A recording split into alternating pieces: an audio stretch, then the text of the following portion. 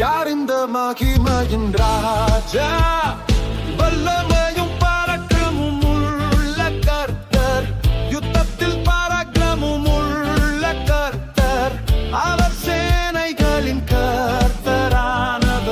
அவரே மகிமையின் ராஜா, அவரே மகிமையின் ராஜா, அவரே மகிமையின் ராஜா.